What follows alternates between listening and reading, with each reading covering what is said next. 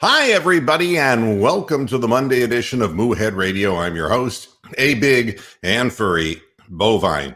Got one person with me on the panel, and I don't know where Brian is. I hope everything's okay with him.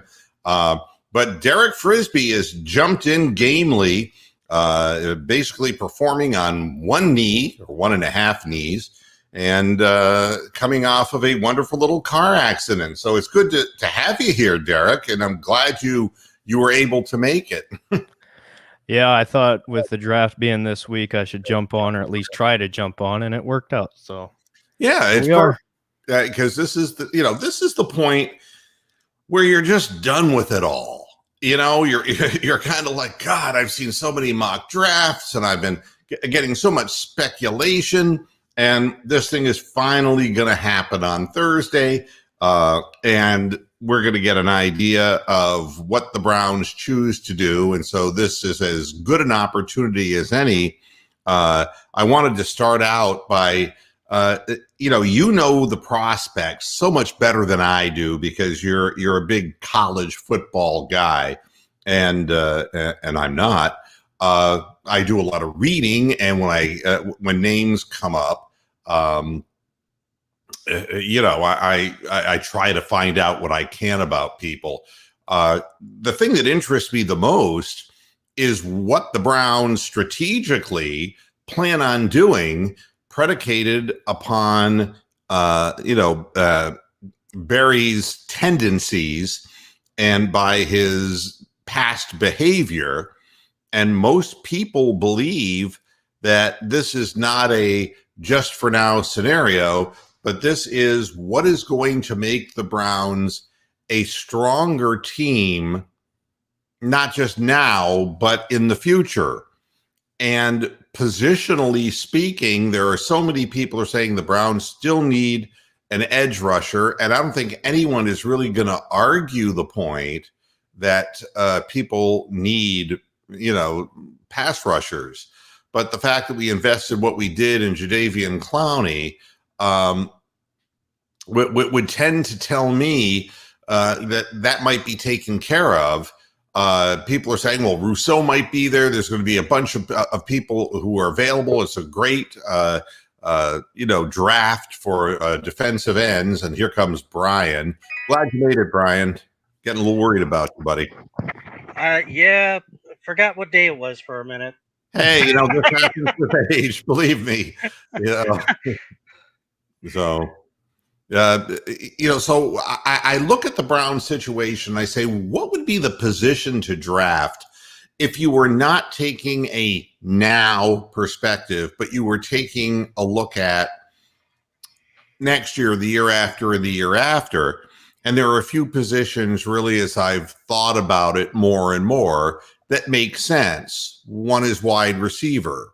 We're getting old / injured / priced out. Landry has been wonderful for the team, but he's been playing hurt for 2 successive seasons, and the body just doesn't have that much opportunity to heal as you get older. And he's one of those guys who's a guy who comes across the middle, a good slot receiver kind of guy who is unafraid to come across the middle, and he takes hits. And then we have OBJ that we don't know what to expect from. If he blows up emotionally or physically, we're not sure what the deal's going to be there. That's one. And in order to get a really good wide receiver, you're not going to have to trade up much at all because there's a large harvest of wide receivers.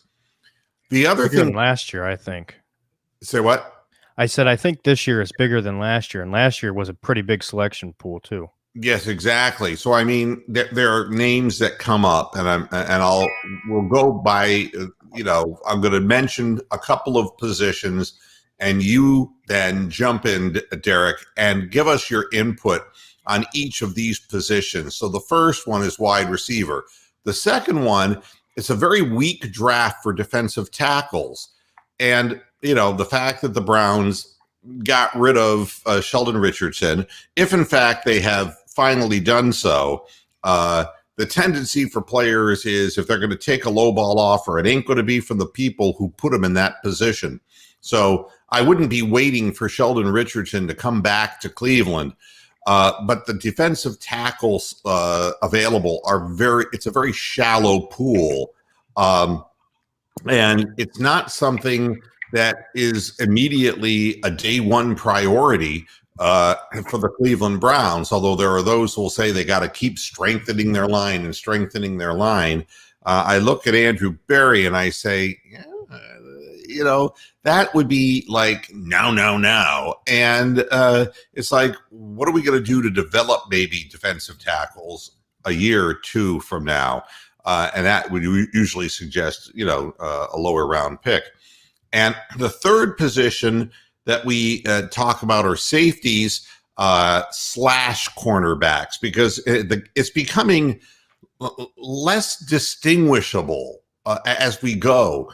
Safeties and linebackers, for example, I mean, sometimes there's a blur between those positions, and coming out of college, a blur between safeties and cornerbacks. So with that, Derek and Brian, take it away. Let's start with wide receivers. Or no, let's do it this way, Derek. Okay. Tell us what you think Berry is going to do and what he's thinking. Well, like you said, he did mention in his quick presser that he did have, he's talking about drafting long-term. And I'm glad you said wide receiver, because I think that was kind of a hint when he said that's going to be a priority, or at least in my opinion, it should be. What I think he's going to do, it's hard to tell picking at 26. It just kind of determines how the board falls.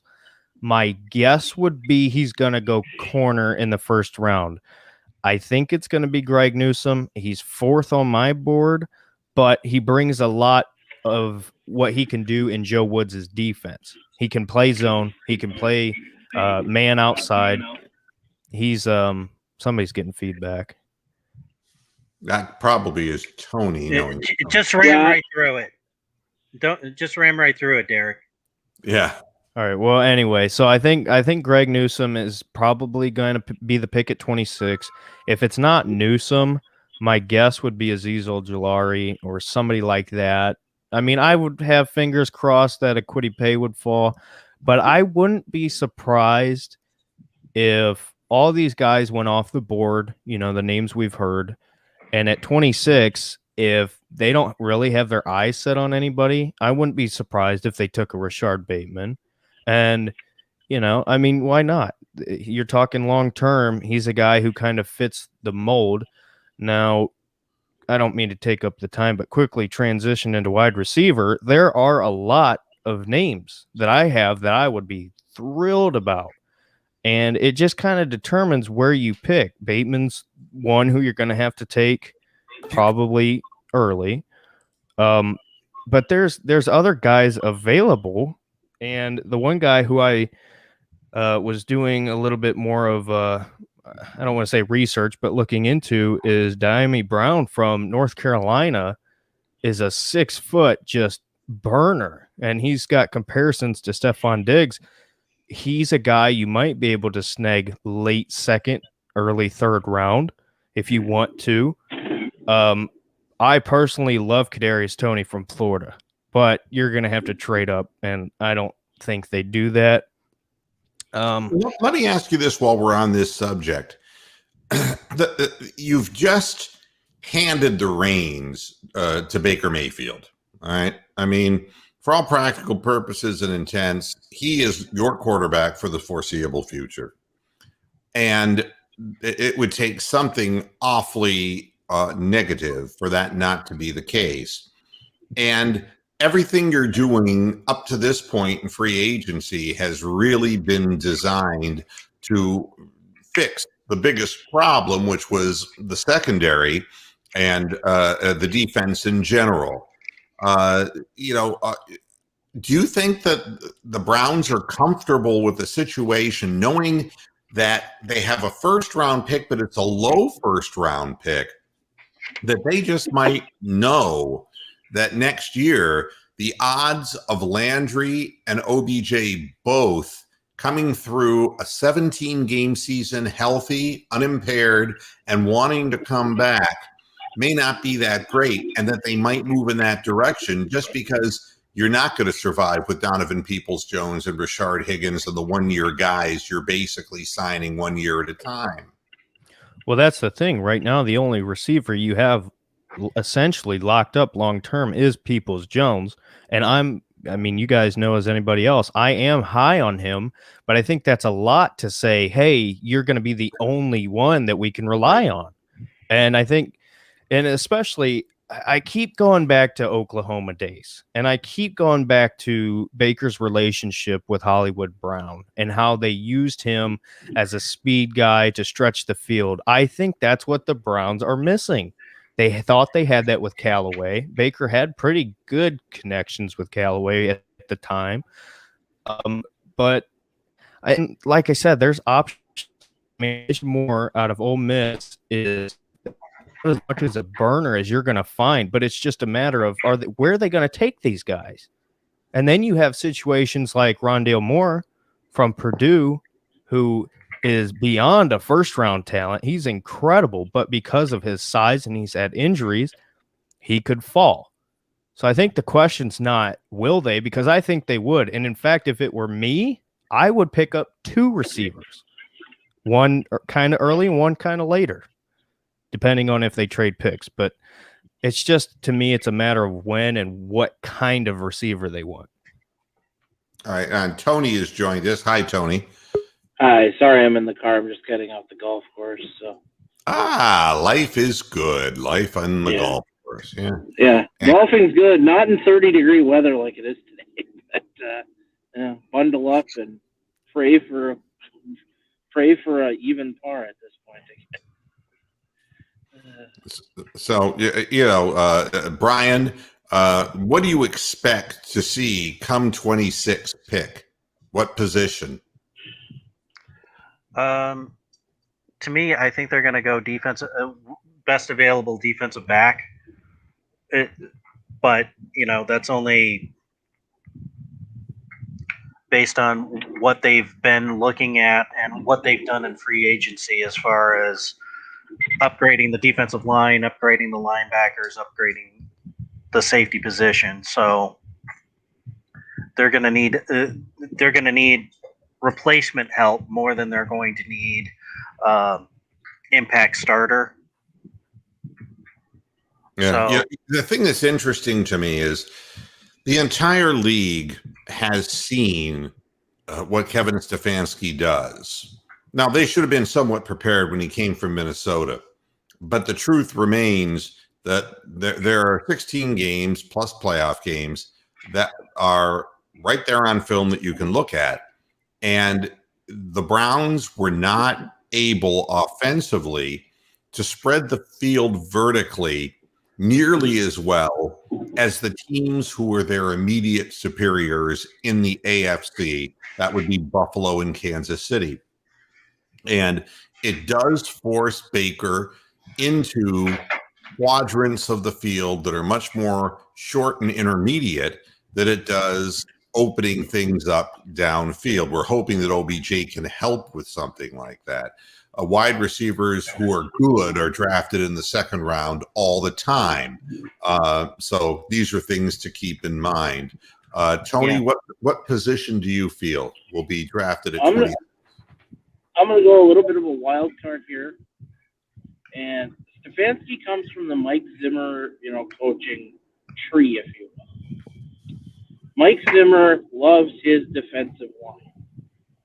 The Browns have Clowney and Garrett, but they just got rid of Sheldon Richardson.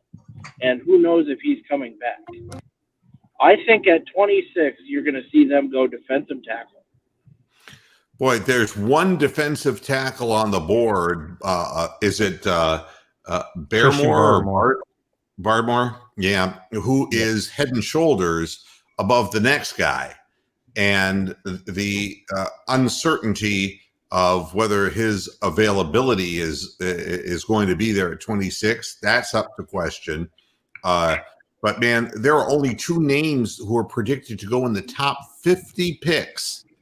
Now that's a very weak position for the draft. Can I guess? And it would, go ahead.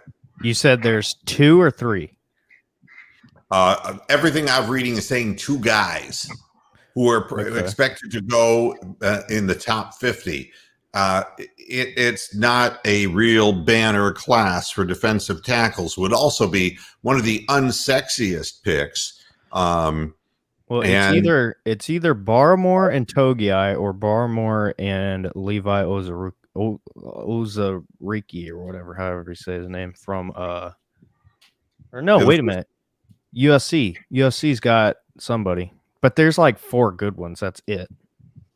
Yeah. I mean, unless they go hybrid with Clowney, where they put him in more of a linebacker situation and draft a defensive edge rusher. I just think they're going defensive tackle for some odd reason. I don't think you cut a Sheldon Richardson, who was on a pretty actually team-friendly contract and was producing very well, for to not draft a defensive tackle, defensive line help high in the draft.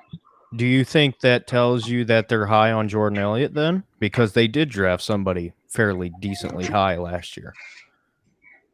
It could. I admittedly didn't even know Jordan Elliott was a thing until you just mentioned him. But yeah, that's it. And of course we hear we're high on him. And we've heard that before in previous seasons about, people who pick people in the draft. They don't want to declare that somebody is a bust in year 2 now, do they? He's learning his craft. Whether it will be applied this coming season, we're going to find out. But it shouldn't be hard for Jordan Elliott, if he's gifted as the Browns think he is, to hit the field, because it isn't like he's having to beat out a bunch of real rugged competition on the interior line. Right. How many do we have now? It's Billings, Yep. Jackson, Elliott. Who else am I missing?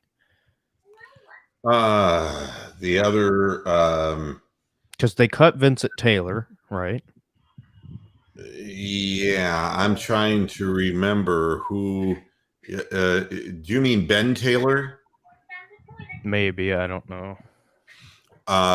It would be a good question, but it seems that we're loaded up Jonathan front. Taylor Thomas. So, I'm hey, KB and Corpus, how you doing? The question is, if you draft somebody as a defensive tackle and you're doing it, I would think that you've got to have something better in the 3rd and 4th round, knowing that reaching for a defensive tackle in the draft, we're only, according to most of the mocks I look at, 2 are going in the top 50. This is not a draft where there's going to be a run on defensive tackles. It would really, Barry would have some splaining to do if he reached at 26, I think, for a defensive tackle. I think that would be not so good. And Moo, the thing that I've been saying, and I really do believe this, is these teams past maybe like 7 or 8 are going to panic to some extent, because you're going to see a run of quarterbacks. You're going to see some of the top receivers. Pitts will go. Penei Sewell will go. You'll see a couple of tackles. After that, it's just kind of a lot of confusion, because with everybody opting out, or not everybody, but with a lot of opt-outs and a lot of messed up schedules and a lot of guys in and out during games, you can't scout the same. So I think it'd be easier if the Browns wanted to move up a few spots, if they felt like they had a guy they had their eyes on, because teams, and I was talking about the Giants in particular a little while ago, a team like the Giants, they don't necessarily have one key need right now. So instead of fearing they're going to mess it up, or maybe not even just the Giants, if you draft somebody who's opted out, you're taking a risk. So there's no sure thing this year.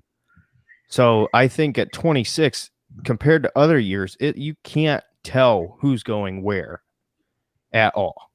This is really hard, and I agree with you. I mean, I sit here and every day I'm kind of pondering, and every day I seem to change my mind. I mean, I think we're lacking a second safety that is, in my opinion. I mean, I've been watching games from last season, the ones that Ronnie Harrison played in. Not saying anything bad about him, but this is not a top drawer NFL safety. He at least looked like he knew what he was doing, which is more than we can say for Sendejo and the other people who attempted to play the position. But I could see a safety, but again, very thin draft at safety as well. And you could make the argument that we expect to be a winning football team with aspirations to get back into the playoffs. And I don't talk Super Bowl. All there is the playoffs. You don't get to the Super Bowl without getting into the playoffs. So that's all there is. And for the Browns, the thing that would be holding them back the most is that they're going up against teams who can throw the ball down the field. And even Cincinnati, who's young but dangerous with Burrow. You've got Pittsburgh, who's got they've sprung so many leaks. They have to have a running back. They have to have offensive linemen. They need 2 offensive linemen in Pittsburgh. They need a linebacker in Pittsburgh. So Corner too. Yeah, that's right. A corner as well. So there's a lot of shit that they need. Then there's the Ravens. And, the bottom line is the way you make Lamar Jackson look even better than he is by breaking down in your secondary when he buys himself time, or turning your back on him and not having the athletes to compete to at least keep him controlled. I think safety is an important position. To get up on the ground game, it's one step away from the defensive line in some instances, where you're bringing in somebody on a blitz scheme, and it's a safety trying to get into the backfield. I could see easily a safety, a defensive end, or a wide receiver or a cornerback. I don't see the defensive tackle. I see it, but I see it later in the draft. Let's put it that way, for what that's worth. Well, and at corner too, there's a lot of guys later. Like Trill Williams is a guy from Syracuse who's 6'2", 200 some pounds, big guy. You got Benjamin St. Just or whatever, who's the guy I said a while ago, Tony, from Minnesota, who really impressed me. And he's a guy who I'm not seeing a whole lot of conversation about, but at his size, at 6'3", a little bit over 200-pound, lengthy guy, that could potentially be a security blanket for your Greedy Williams, who you were expecting to be that outside guy like that. Can I interrupt you for just 1 minute? I think that when we were talking about Billings and talking about Malik Jackson is the veteran that we brought in. All right. So it's Billings, Malik Jackson, and Jordan Elliott. Those are the top 3. And then it goes from there. So you can take that for whatever that's worth. Go ahead. You're not seeing a lot on St. Just, Derek, because he was really hyped up his senior year up here and then proceeded to fizzle out like a sparkler. He didn't make the impact they thought he would, and really didn't help the defense of the Gophers at all. So that's why, he may be a 3rd, 4th round pick, but I'm telling you, he's not as good as people think he is. But it also depends, the system he's in and who's around him. So, and there's a lot of other guys too. The 2 guys from Georgia are pretty good prospects for, I don't even know when, because it's hard to tell, because there is, other than the top 4 with your Horn, which I would do just about anything to get, but I don't think it's happening. Horn, Farley, Newsome, Surtain. After that, it's just a lot of names. But the names, I think there are pretty good talent later. I mean, Trey Brown is a guy from Oklahoma who's a little bit on the shorter side. But let's just say in the 4th round, with one of your 4th round picks, you bring him in. You know, he was pretty good at Oklahoma, but the DBs get overlooked at Oklahoma. So he's a guy you could bring in and use him as your Troy Hill replacement later on if he can develop into that. So there's a lot of options, but I think they're going to value corner the most, in my opinion. Yeah, the other thing is you've got Zaven Collins, who's not going to be on the board by the time the Browns pick, and Jamin Davis, the Kentucky linebacker. And I just, if everything we believe is true, unless there is a linebacker who really has the speed, hitting ability of a big, strong safety kind of guy, or a big free safety kind of guy, linebacker isn't part of the scheme that we're overly concerned with in Cleveland, I don't think. Well, and Jabril Cox is a guy from LSU, and we love LSU guys, so I wouldn't be surprised if we gave him a look, maybe in the 2nd or 3rd round if he's there. He's a guy who went to North Dakota State, looked unstoppable. I mean, he looked like what's the guy we talked about from the draft a few years ago? Devin White. Remember, we were so high on him.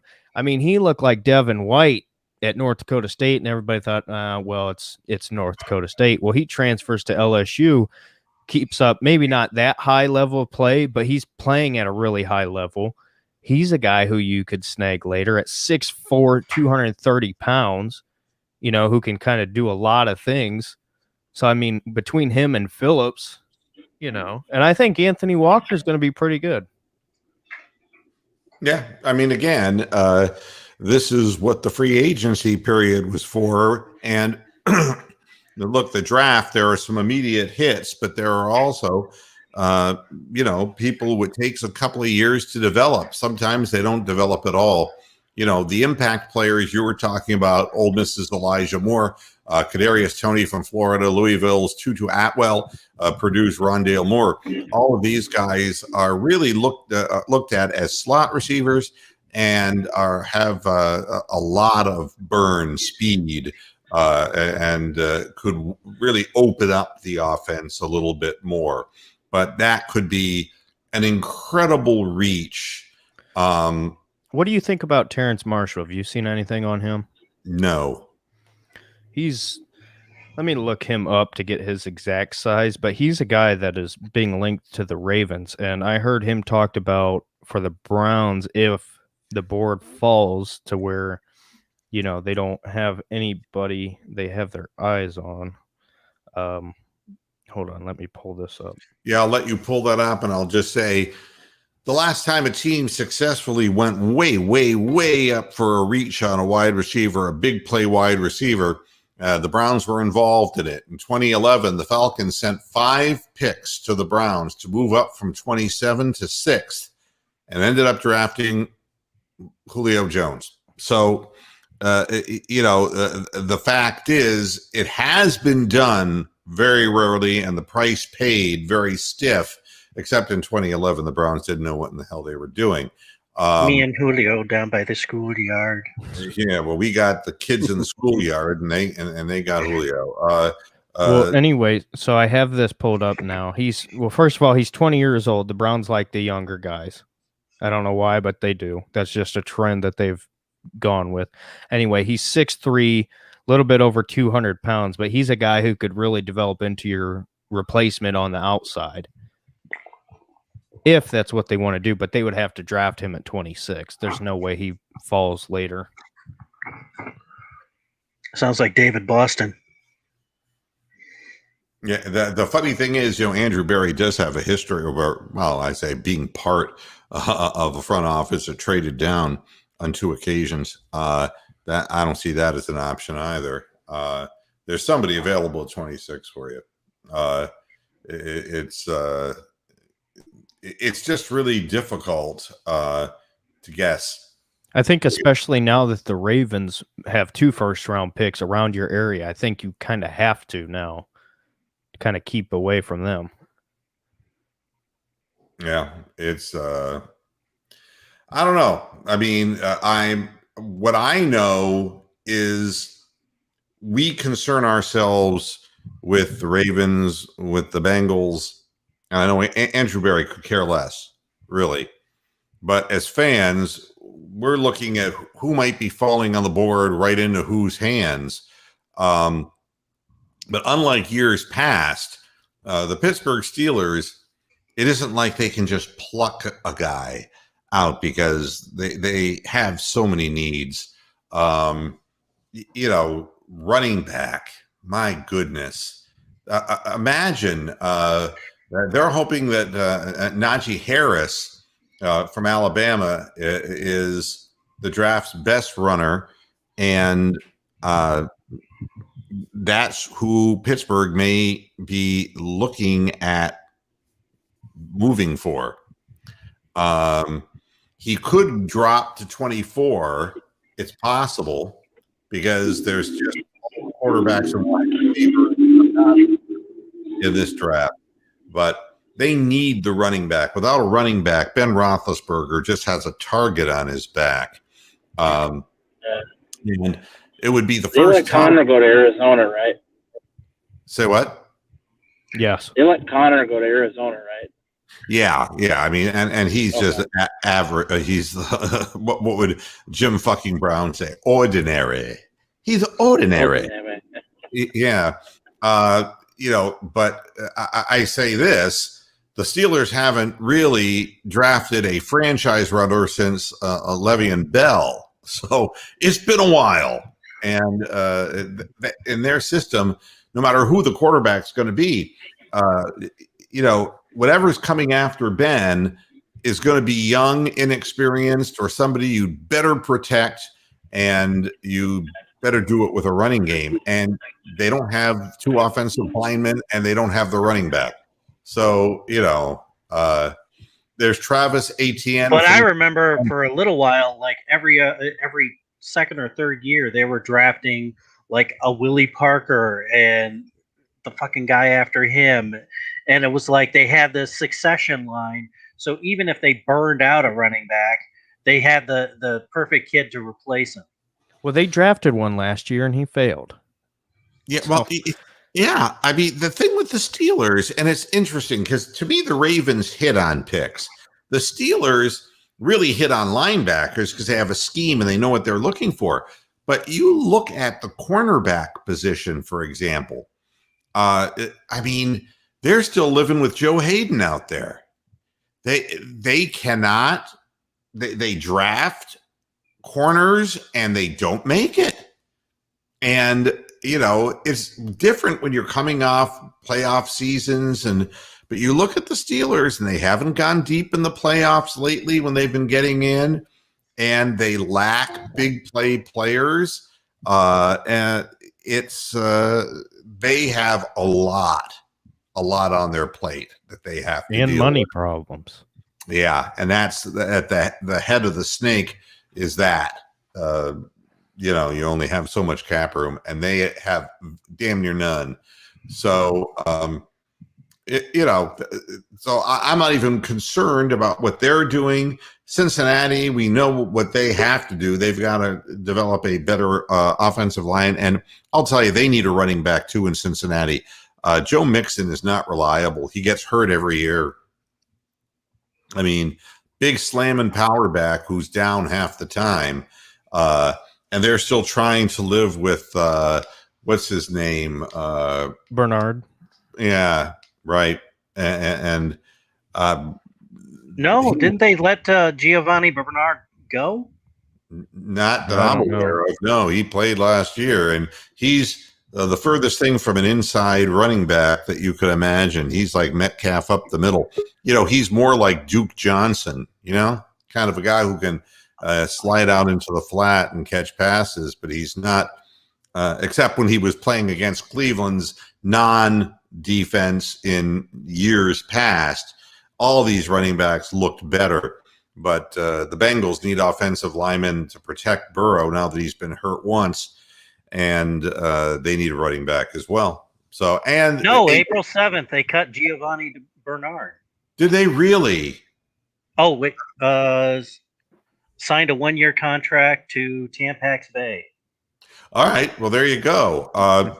So now they definitely need a running back, and which is all well and good. Good luck finding one. This is not the strongest draft for running backs. They also, I mean, the fact is AJ Green still there? He went to Arizona. I mean, my goodness, AJ Green, he really looked like a statue out there last year when we played him. The only thing he was doing was running slow patterns and pushing off before he caught the ball. And I watched both Cincinnati games at length, and that's exactly, and it was irritating because, their kicker even signed with Detroit, so that should tell you everything. Yeah. I mean, AJ Green was always a physical receiver, but I mean, he was so blatantly offensive pass interferencing in the games with Cleveland. And he was not getting any separation on a very sub-mediocre defensive secondary. He was just extending his arms and pushing people to the ground. And there was one play, and I believe it was in the first Cincinnati game, where Burrow actually dropped the snap. I don't know if you remember the play. He dropped the snap, picked the ball up, and in one motion threw it right on the money. And AJ Green didn't catch it because he couldn't get his hands back in position because he had just shoved off the defensive guy. So they need better wide receivers for a young quarterback too. So again, they can talk about Jamar Chase all they want. Go look at the Bengals uniform pictures and look at his knee and tell me what you see. You see a scar the size of Texas, and if you don't protect him, he's going to be Andrew Luck. He's going to be very talented, but he won't last. And he's already older. You drafted him at like 24. Yeah. Or 25. I could be wrong. I don't know. Well, it's, we all got to guess. We're all at a point now, and we're going to go starting with Tony the Calf. Tony, you're going to guess the player. We're all going to be wrong, by the way. We're also known as Ghost Man on First. He's not in the Tony's chat. Not there. He's not here? No, he dropped off. I don't know. Well, how come he's still showing on my screen? I have no idea. He disappeared quite a while ago. Well, his mic won't unmute either. So, yeah, he's toast. All right, Brian, name a name. The drafted 26? Yep. That's all we're talking about right now because the way the board falls determines what happens next. And it's a day one, day two kind of thing. I'm going to stick with highest rated cornerback still on the board because I think two of them, at least two of them, are going to go ahead of the Browns in the teens. All right. But you don't have a name for us. I know. There's no way to know. Who's like the fourth best cornerback available? Greg Newsome. Okay. From Northwestern? Yep. Yeah. All right. That seems like a feasible guy. Mr. Frisbee? That's my pick, too. I would love to have, a Horn or a Farley or a Surtain. But like I said earlier in the show, I think Newsome is going to fit all right. I mean, it's not a pick that the fans are going to be like, oh, we got that guy from Northwestern. Like, nobody's going to be super excited. But I think his comparison to me, when you go watch his tape, I see a lot of Jair Alexander from the Green Bay Packers. And I think in Joe Woods' defense, I think he'll be able to be used. And it gives you a lot of flexibility with your other two guys or three guys. Well, I mean, I guess now Tony flashes back in again. Are you there this time, Tony? No. Right. He's having more than his fair share of problems. For me, Probably say Barmore because that's what he was saying earlier. all right. Well, he's Minnesota guy, so that's what he would be Yeah, saying. they're drafting Drew Barrymore. Ah, gotcha. Better than Lionel because Drew's still got a little bit of speed left. Here's my feeling. I agree with what both the guys just said, but if you're in a position where one guy has a talent level who has a chance of dropping not to 26 but close to it, I'm saying the Browns are going to draft Farley because I hope so. I hope so. the issue of his back is a real and present danger to teams, and again, it's one of these situations where it's all how the board falls, and but how far I think you go in with this thing saying, if Farley is still on the board at 15, we'll use that just as a number. We're going to go up and get him. The second he disappears from the board, you go to plan B. I believe that Farley is going to drop. And I hope so. I just don't know how far he's going to drop. And if it's, because if you're looking at moving up 10 places, it's going to cost you. That's going to cost you. But the safety position is not the most desirable position in the draft this year. So, and it seems to me that everything is going the Browns' way right now, and it's been such a long time since it has. I think it's not that he's going to fall into our arms at 26. I think he's going to fall into our arms that will force us to trade up. But I think we have enough picks and enough resources that we can do that and then bring in the stronger guy into the secondary. That'd be my guess. Now, if you have to give up a second round pick along with your first round pick to do it, which is, knowing Andrew Berry, he's going to try to make it like a third and a fourth, and try to keep that second round pick for a wide receiver. That's what I believe he should and would do. Well, Moo, how about this? What if you said, okay, so you're saying trade, what is it, 59 in the second and 26 to move up however many spots it would need. Well, okay, if I'm Andrew Berry, I'm saying, okay, all right. I have 2/3, 2/4, obviously in a 5th, 6th, and 7th. If I can give up one of the thirds, one of the 3s, one of the 4s, and a 6, just throw it out there. Right. Let's move up to the top of 2, so that way we can say, okay, if it's Farley, let's go with Farley. So let's say, okay, we got Caleb Farley, we got our corner, we know we have a plan there. Then you can package some of those picks, move up, and then you can say, okay, now let's get our burner, let's get our guy who can stretch the field at wide receiver. From there, you can go, all right, however the board falls to us, we can feel good now because we got our corner and we got somebody who can stretch the field. It's just kind of, let's figure out from there. Taking care of something, and again, a guy like Farley, it's not much of a reach for the Browns because we've got 2 defensive secondary guys in Greedy Williams and Grant Delpit that we really don't know anything about Delpit at all. And we know that Greedy is prone to injury. So yeah, but so is Denzel Ward. That's why that's why I'm thinking that they'll take whoever the highest rated quarterback is at that one. I think because you have to augment that part of the backfield the most. Well, and think about this. They just picked up Baker and Ward's 5th year. I think Baker, like you talked about, Baker's going to be the guy barring anything crazy because it's so hard to find a quarterback. But with Denzel Ward, to me, this year is about prove that you could stay healthy. because if he can't stay healthy, you're not going to pay out a huge contract.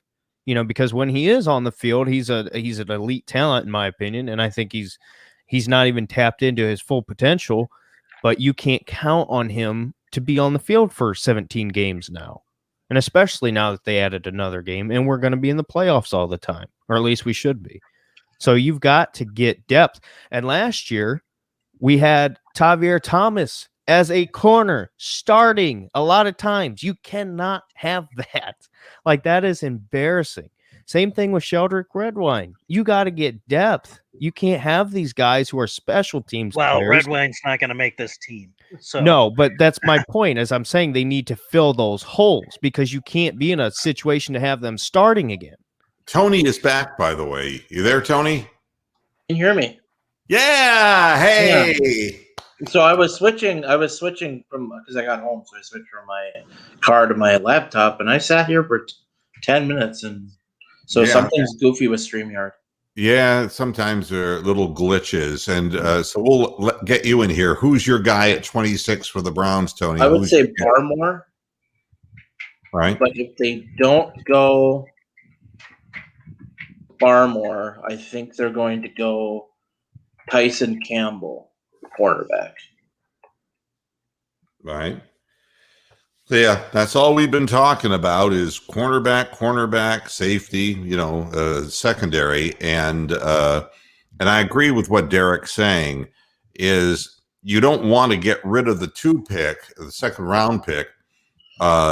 You want to mobilize what you need to in the third and fourth round if you see somebody that you really want to jump in and grab.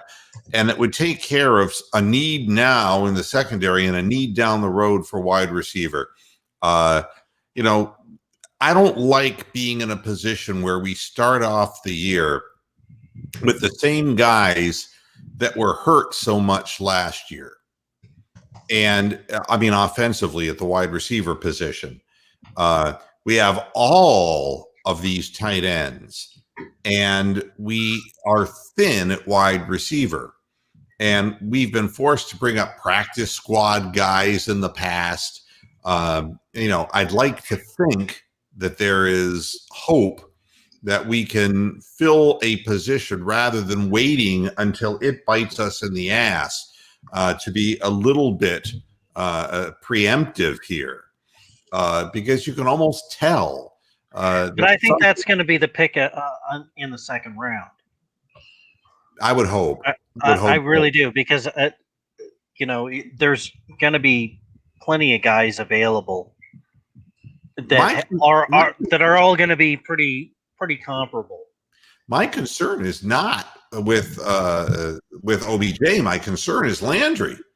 Landry has just absorbed. He's a gutty, tough guy, but he has absorbed so much punishment that the problem is if you lose such a sure-handed receiver over the middle guy who's in the sight line of the quarterback all the time. OBJ on the field is not a guy who does the same things that he doesn't do the blue collar dirty work, that Landry does. You're going to need somebody to step in.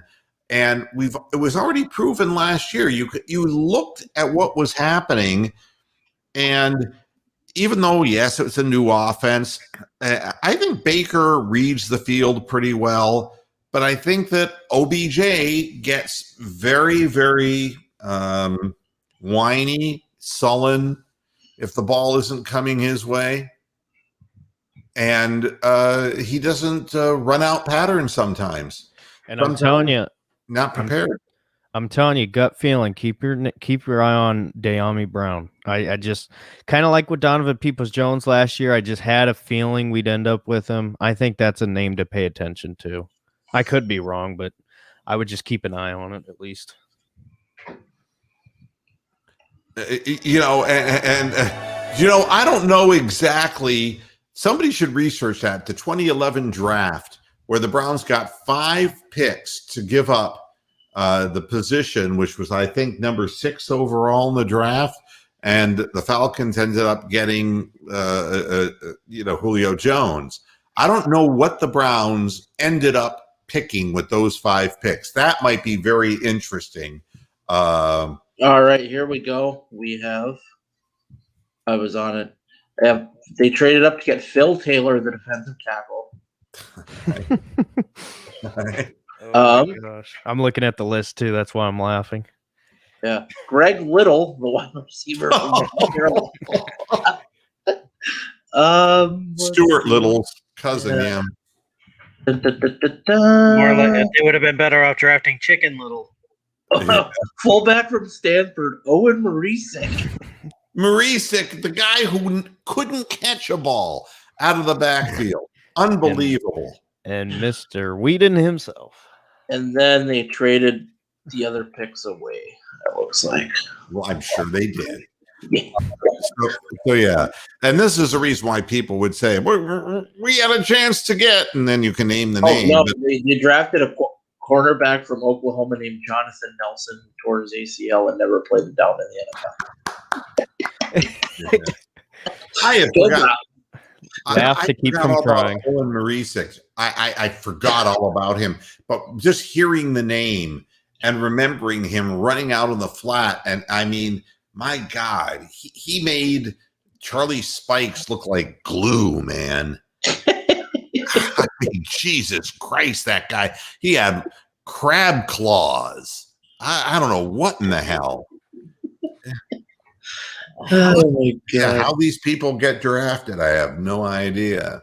And for the people in the chat saying the Browns are going to trade up to draft a linebacker, there's a better chance that the Browns trade up to draft a receiver than there is for them to draft a linebacker. I believe it that's isn't the happening. case. Yeah. Here's and I'm just going to go to a few things because we've made our guesses. There are some things in life that defy explanation. If you're a fan of the Rolling Stones, Ronnie Wood, who was a guitarist for the Small Faces, then Faces, which is where Rod Stewart came from, and became the Rolling Stones guitarist, is cancer-free for a second time. He's had 2 different cancers, and Keith Richards is still alive. And I don't hear him getting any illnesses whatsoever. And both of them outlived Bill Wyman. Yeah, I mean, it's there are some things that are very strange.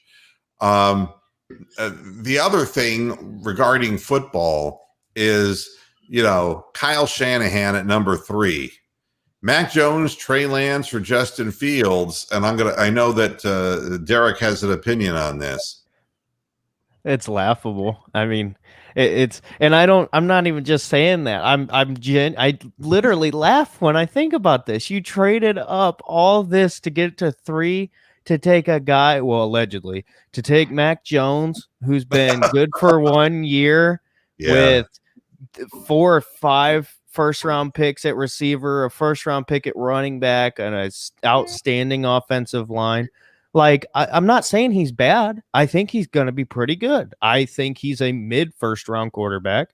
But, I mean, for the love of God, you act like Trevor Lawrence is Jesus in pads. And, I mean, Justin Fields has been competing head-to-head with him his whole career, beat him in the Elite 11. I mean, Fields had two bad games this year, and that's all everybody talks about. But with Trevor, who cares? Yeah, he can throw a pick and suck the first half of the year. Who cares? I mean, Trey Lance, at least you're going on upside. But Mac Jones, why would you trade up to 3 to take Mac Jones? I don't think he's gonna take Mac Jones. I mean, he better not. Yeah, but I mean, if you had a choice between Trey Lance and Justin Fields, I mean, it's kind of hard. And I've seen the film on Trey Lance. I get it. I understand. He was supposed to be a Division I quarterback, but PJ Fleck, that fucking retard, didn't think he was good enough for football. Yeah, but I mean, this is shaping up to another one of these drafts, just like the draft that we got Baker. You know, when people were saying, "Are you crazy? What are you going to get Baker Mayfield out of Oklahoma? You can get Sam Darnold. You know, he's got this kind of an arm, and he's and I was saying, no, the guy could put a windshield wiper on his forehead. I mean, he's and I was dead set against Sam Darnold, but to tell you the truth. I was happy to get Baker Mayfield more for the fact that he was a competitive guy who was going to bring his energy to the Browns. You're looking at Trevor Lawrence and Zach Wilson going 1 and 2. And, now you're looking at number 3, either Justin Fields or Trey Lance. This is going to be one of these 5 names of quarterbacks. It's going to be the headline of how this draft winds up, who got who. And they're talking Fields might slip to 14. There's no way. There's zero chance. Yeah, I would really think if the Vikings can end up with fucking Fields, I would bet nude on this show on Friday. I would bet my entire paycheck for the next year that Justin Fields doesn't get past at least 8. At least 8. And the only reason why I say 8 is because there's a lot of stupid people running teams. Yeah. Or some are stupid. But there's no chance that you can't tell me that not the Carolina Panthers, them too, but the Atlanta Falcons sitting there at number 4. You can't tell me when they have Matt Ryan on that big of a contract at his age, if Justin Fields slips to 4, there's no way they pass. I'm sorry. There's no way. They might not even pass if it's Trey Lance or maybe even Mac Jones. It's just so annoying because to me it's obvious. Cool, draft Kyle Pitts. You know what? You're going to be looking for a quarterback next year. Good luck. Right. Well, if you're the fucking Lions at 7, you mean to tell me you're going to let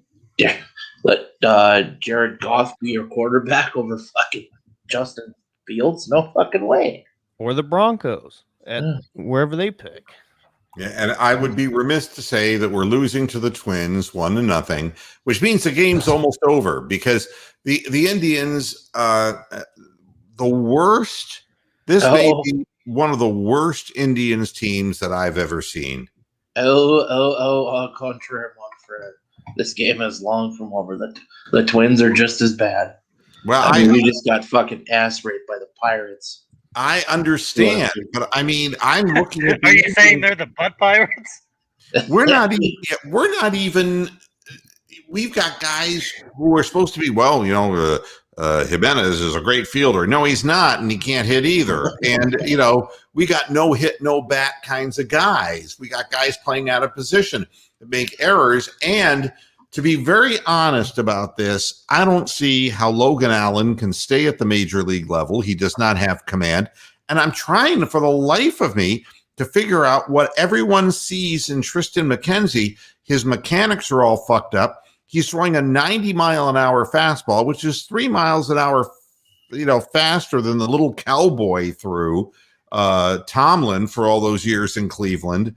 I don't get this. I mean, and then of course you have a great pitcher who pitches a great game but loses 2-1 because the team can't hit. He's 2-2 this year, and Shane Bieber is really the best pitcher in the American League, and it doesn't matter because he's going to be a 500 pitcher with this team because they won't score any runs. It's annoying to say the least. And by the way, your Twins have been on 2nd and 3rd with only 1 out, as Plesac has been sucking the big moose this year as well. And this is ugly stuff. Of course, the Cavs aren't any better. Brewers. Let them follow in Dad's footsteps. Well, I'll say this, Tony, about the Cavaliers. I mean, I feel badly. Kevin Love shouldn't be playing basketball anymore. He looks like he hurts really bad out there. His back is all messed up, and I mean, I feel badly for him. They gave a hell of an effort last night. Yeah, they did. And then shot the bed in the end. But well, they didn't. Sexton was out with a concussion. I'll tell you one thing, and I know what you can and what you cannot do. And one thing that you cannot do is go back in the hot tub time machine. But wouldn't it have been wonderful to watch, a guy like Darius Garland play with LeBron James? Wouldn't it be, it's an interesting thing where LeBron was forced to be a playmaker in Cleveland his whole career because we never really had, a point guard. You see the drop off. Poor Matthew Dellavedova having to come in off the bench, but Darius Garland is a for real player. Yeah, he's pretty good. It just he really is. He's coupled with bozos like Dean Wade. They're saddled with a secondary bunch of players, and he played a good game yesterday. The center that we got from the Nets. Jared Allen. Yeah, Jared Allen, but he honestly in recent games has looked less physical and less enthused. Yeah. And this is what happens with young players when they go to bad teams. They lose their way. They lose their energy. It's why the Cavaliers will come out and fall behind 32-9 in a game that they end up losing by 7 points. Because they're not ready to play, or they come out in the third quarter and the intensity's not there and they're not ready to play. And no coach can coach through a lack of, poise and effort. They're young guys who are 19, 20, 21 years old who are millionaires. Right. And it's a thing you never quite get over. So, right. I don't know. It's going to be fun to see what happens on Thursday, and we'll write it down. You've got our names. Have you written all? Brian, did you write down the names that we mentioned? No. As the 26th pick. No, but I guess somebody should at least chronicle it. I said Farley, and everybody else was. Tony was Barmore. Yep. And I'll Barmore and Robinson was my second pick. And Derek was Newsom, right? Along with Brian. Yeah. All right. So that's what we have. All right, everybody. That pretty well does it for us today. I appreciate the input, Derek. Thanks for making it in. Take care of that knee, would you? I'm trying. Yeah, doing icy hot and things like that aren't nearly as good. Get ice cubes, man. Get ice cubes in an ice bag and get that wherever it's hurting you. Yeah, get ice cube to lay on your leg. That'll be perfect. You're telling me Shaq's advertisements are lies? 300-pound black man laying across your leg would be perfect. Yeah, icy hot. No, that it doesn't penetrate. You need, if you're having an inflammation problem, it's possible you're also having a slight tendonitis because you strained something, a tendon or a ligament, probably because you just went at it like a madman. You can't do that. Even if you're young, you can't do that. You got to kind of work your way slowly into things. So be patient, young squire. Thank you, sir. But I have another. Yeah.